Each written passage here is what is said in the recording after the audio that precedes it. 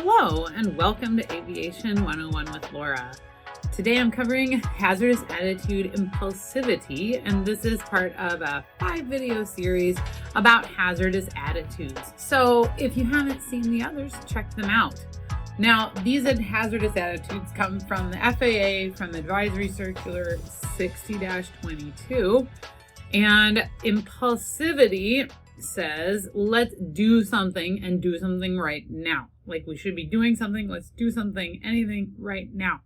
And just do the first thing that you possibly think of. Don't think about the full consequence or consequences. So this is obviously a bad thing, especially in aviation. Yes, there are some times when we have to do something quick and it's something memorized, engine fire type checklist. Okay, but there's other times where we don't want to just do something very quickly. So, and I want to also tell you guys about a hazardous attitude assessment that I have on my website, theaviationvault.com. I developed it for pilots and another one for dispatchers or flight followers because there just wasn't a lot out there for dispatchers and flight followers. And I redid one for pilots so it was less cringeworthy. I would love to get your feedback on those if you take them. Get an idea of what your hazardous attitude might be. And then watch my other videos unpacking the hazardous attitudes. So we're going to look at the antidotes to each hazardous attitude. And for this one, we're talking about impulsivity, which says do something, anything quickly. Antidote is not so fast, slow down, let's think.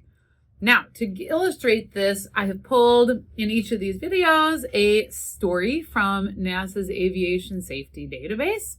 And again, these are real stories. This one is interesting to me because it's about a captain demanding the dispatcher provide ATIS information. If you want to follow along, you can find it in the NASA database under this report number. I'll put a link in the video description. So let's unpack what happened. With this one, the crew sent an ACARS request, so that's text messaging basically, to dispatch, asking for the landing runway and use for their destination. The dispatcher knew that that airport doesn't have DATIS. DATIS is digital ATIS. I'll show you an example of this in a second. The dispatcher looked at the weather that was forecast at that destination and sent an ACARS response with, this is what I think the landing runway will be. The crew sent another ACARS request telling the dispatcher to call the tower on the telephone and find out what is the landing runway in request or in use right now. And the dispatcher then was getting frustrated by this and sent back another ACARS text message back to the crew saying, you need to use ATIS. And so there was I feel like some impulsivity going on both sides. They're basically just like sending each other messages, rapid fire, trying to get them to go away. Here is what a digital ATIS looks like. This is Newark, but it's basically transcribed, shows up for the crew in text base in the cockpit, but this was not available at the destination airport. And after all this sequence of events, things kind of got quiet. The dispatcher didn't hear anything else about it. It was kind of like, okay, I guess that's the end of it. But after landing, the dispatcher got a phone call basically saying, I want to speak to your manager.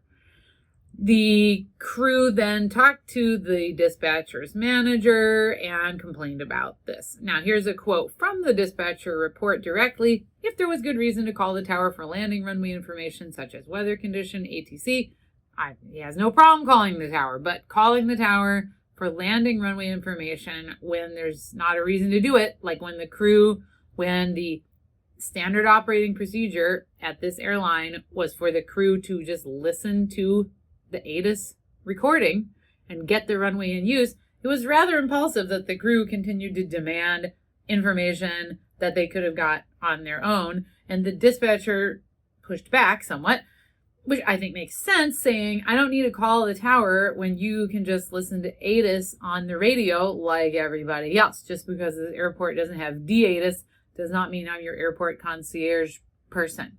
Now, the dispatcher is there to provide information. Like they said, they were willing to call if there was a reason. In this example, the dispatcher just could not see any reason why. And this just brings up a point. When you're communicating by text, some information is lost. I mean, here's a text readout, but this is basically what ACARS message system looks like to the crew. There's actually no way to put like emojis in there. There's no way to really convey any emotion. It's just straight text. Now, possibly the dispatcher could have called and asked the crew, why do you need us to call? Why is this bothering you so much? Is something wrong? Like you can't get ATIS? Again, the crew is kind of demanding this. The dispatcher was unwilling to budge. And so we ended up with complaints coming in. Now, impulsivity, just to review, it means just do something quickly. Let's just get something done. In this case, I kind of feel like I would have done what the dispatcher was doing. Don't know if I would have had the time to call and ask, verbally phone the crew through SATCOM or maybe through phone patch, through AirInc. It could have been possible to find out like verbally, I'd love to help. Give me some background on why we need this. Why I can't get ATIS? Maybe there's something why they can't. But it is rather impulsive to just continually text message back and forth. So some anti-authority also from the crew because they weren't following the SOP, which was just get ATIS. So as a reminder, check out that hazardous attitude assessment. It's a free PDF for dispatchers. There's another one for pilots. Check it out. I'd love to have your feedback. Don't forget to watch the others in this series if these are helpful to you. And thank you for watching Aviation 101 with Laura. Have a great day.